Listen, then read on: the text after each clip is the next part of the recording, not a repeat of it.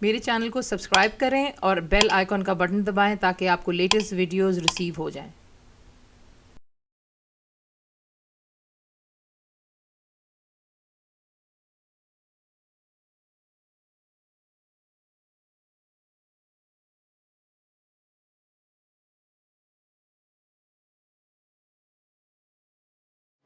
अस्सलाम वालेकुम जी।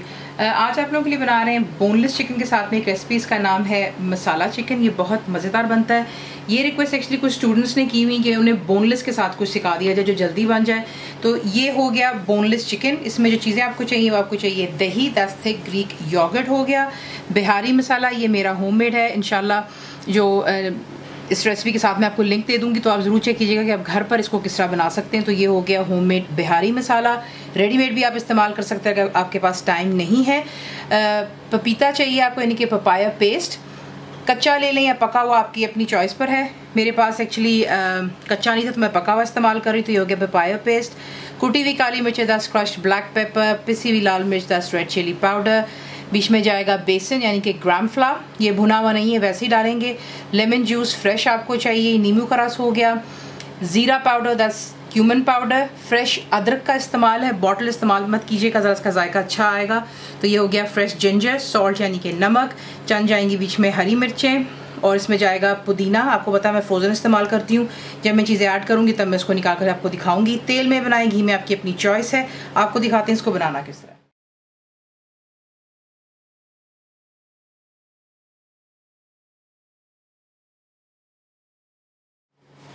सबसे पहले बीच में जाएगा पुदीना। ये देख लें, ये फ्रोज़न है। काफ़ी बहन भाई ने पूछा कि मैं फ़्रोज़न क्यों इस्तेमाल करती हूँ, कोई ख़ास वजह कोई ख़ास नहीं, सिर्फ ये कि कोई चीज़ ख़राब ना। आपको पता है धनिया और पुदीना गर्मियों में जल्दी ख़राब हो जाता है, इसको आप काट करके जो है फ्रिज में रख सकते हैं। तो ये वो चला गया बीच में। उसके बाद बीच में आप ऐड करेंगे जो कि आपको दही दिखाई है, रूम टेम्परेचर पर होनी चाहिए, ठंडी नहीं होगी। नमक, बेसन, पिसी हुई लाल मिर्च, कुटी हुई लाल मिर्च, बिहारी मसाला जाएगा बीच में, पपाया पेस्ट,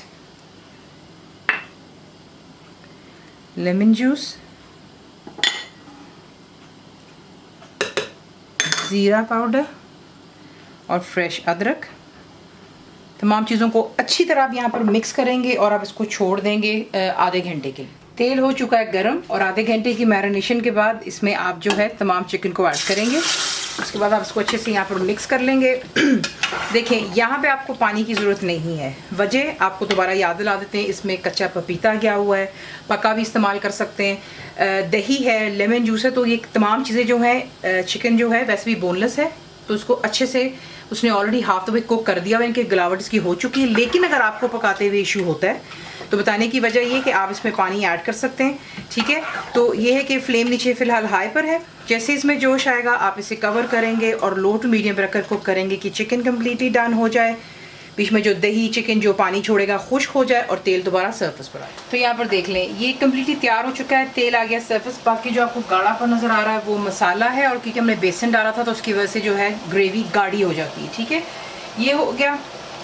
यहाँ पर जो है एक ऑप्शनल है कोयले का धुआं देना। मुझे कोयले का धुआं इस सालन को देना अच्छा लगता है, इसका जायका बिल्कुल हट कर आता है। अगर आप ट्राई करना चाहते हैं तो ज़रूर ट्राई कीजिएगा। चूल्हा यहाँ पर मैं कर रही हूँ बिल्कुल बंद। उसके बाद बीच में आप रखते हैं फॉइल। जैसे मैंने आपसे कहा ये ऑप्शनल है, लेकिन मैं कर रही हूँ। यहाँ पर बीच में आप डालेंगे कोयला, ऑप्शनल है, मैंने बीच में कोयला डाल दिया है और इसको धुआं दे रहे हैं। जैसे जो है सेटल हो जाएगा धुआं तो इसे हम हरी मिर्चें डालेंगे और डिश आउट कर लेंगे। उसके बाद इसको सर्व करेंगे गर्मा गर्म रोटियों के साथ में, या फिर पराठा हो जाए या फिर नान, आपकी अपनी चॉइस पर है। कंप्लीट रिटन रेसिपी के लिए आप जाएंगे मेरी वेबसाइट पर which is cookWithFaiza.net पर। ज़रूर बनाइए। आपको कैसा लगा दुआ में याद रखें, and thank you for watching the video.